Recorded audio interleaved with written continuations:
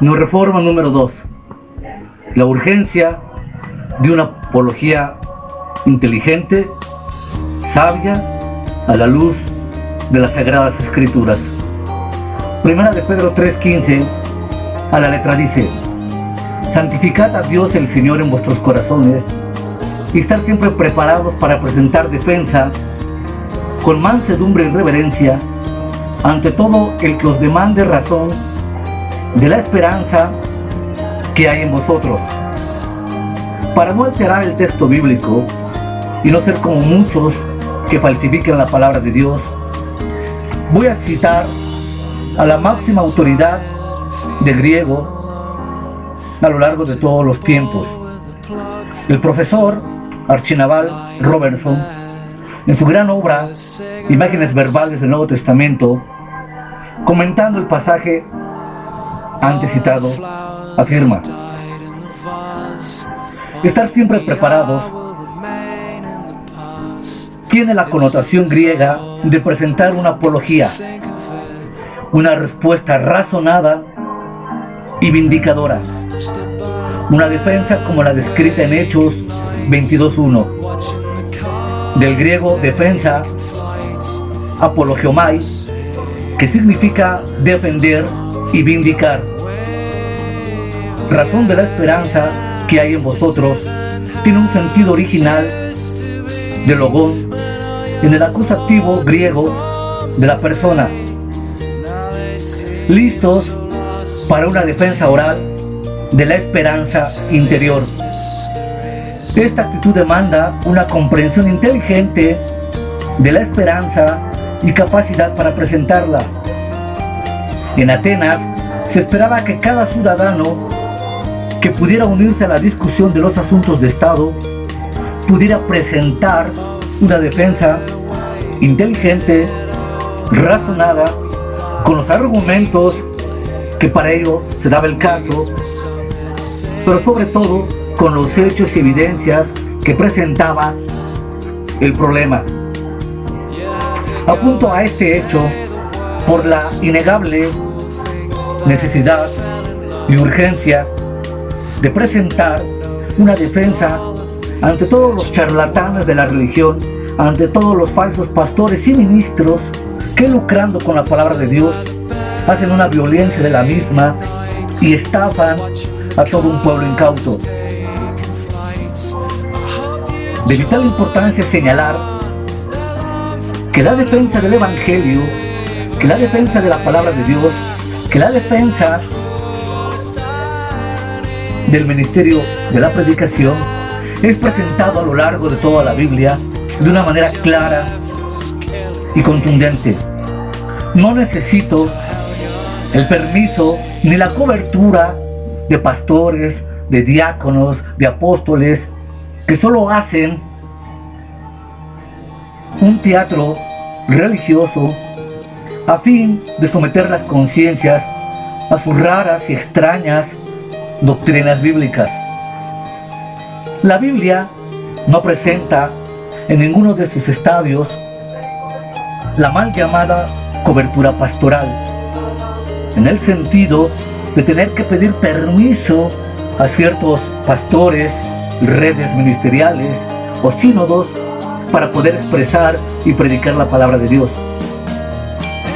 Innumerables pasajes a lo largo de toda la Biblia nos obligan, y esa sería la palabra correcta, nos obligan a presentar una defensa inteligente de la fe una vez dado a los santos.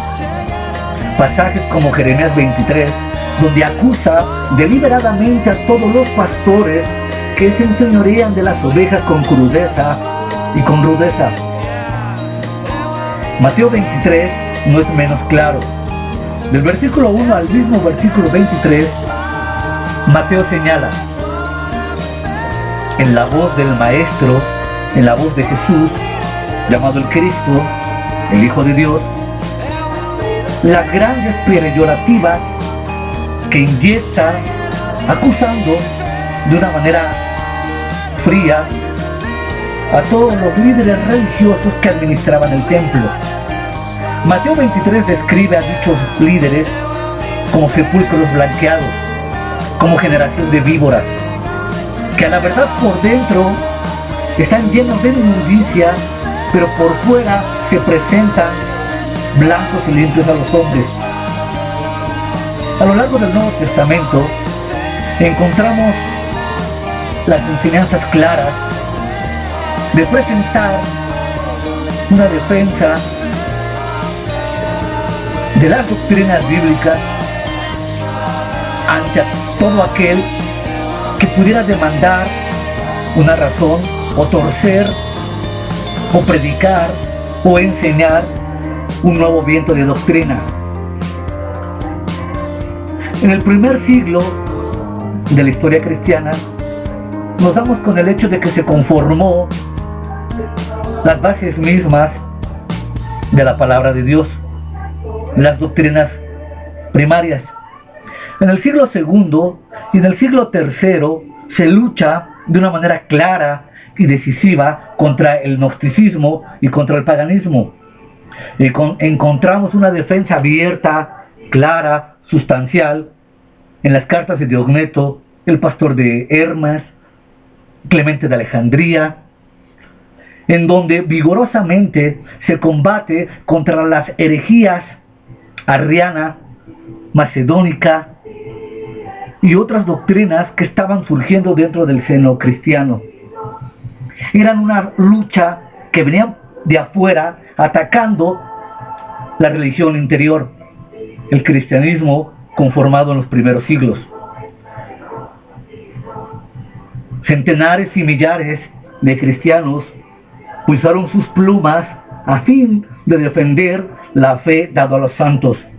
Y a lo largo del progreso del dogma, vemos que la misma apología se va dando en los diferentes estratos y en los diferentes niveles, de tal forma que siempre se presentó una defensa inteligente, razonada, con la palabra escrita, contra gente pagana, exterior, que atacaba directamente el corazón de la cristiandad.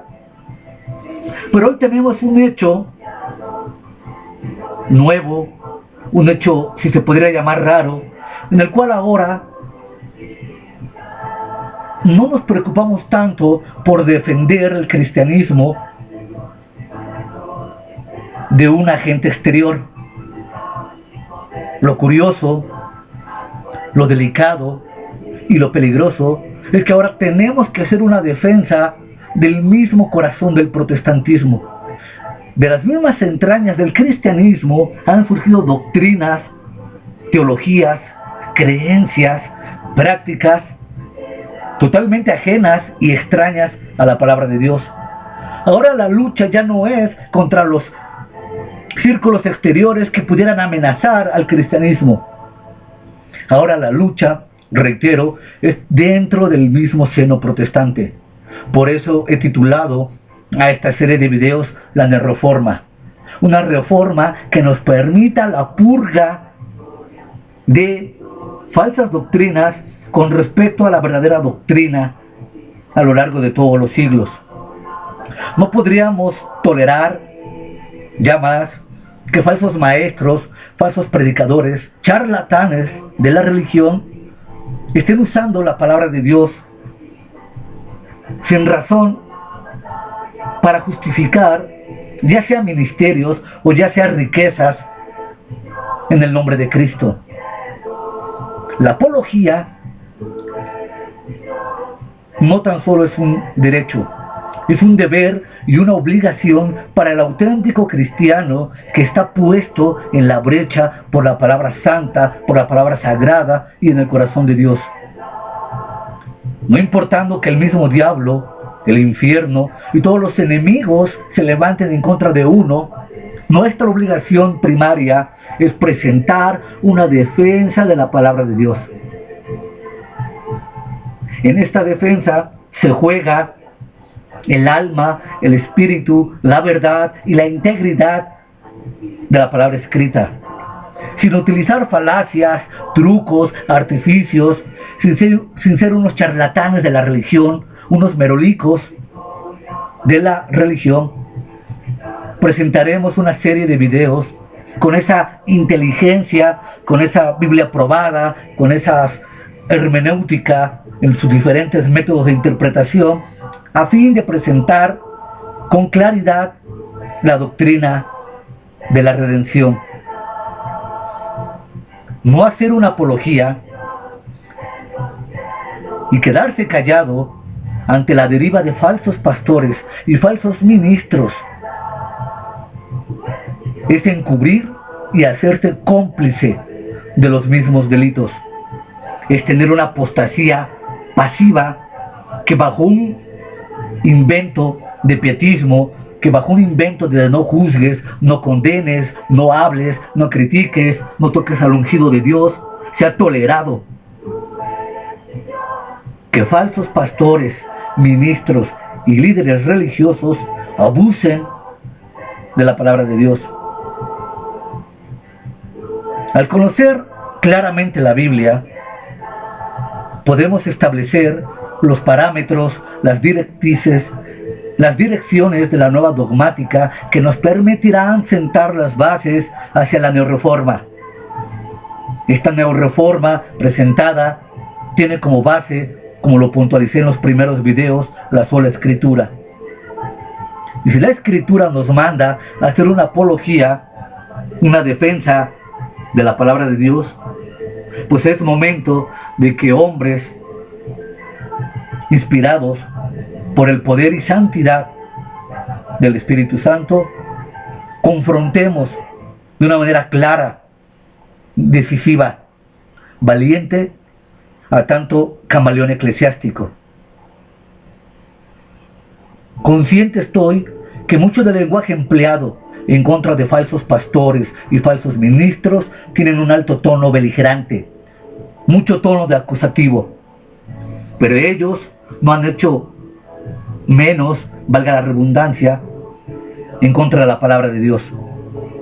Así como ellos no tienen ningún reparo en pisotear, en denigrar, en violentar y en tergiversar la palabra de Dios, tampoco yo tendré ningún reparo en señalar, en acusar, en exponer las herejías, los errores y los pecados que han cometido, tergiversando, alterando y sustituyendo el verdadero evangelio por otro diferente. Así como ellos no dudan en promover, alentar, motivar una serie de fantasías religiosas y mitos cristianos, tampoco dudaré yo en usar los vocablos, el lenguaje, la práctica que sea necesaria para poder detener tanta apostasía. Es necesario que en las manos de Dios, que en el corazón de Dios y en la presencia de Dios estemos dispuestos y preparados para defender la Sagrada Escritura. ¿Porque Dios lo necesita?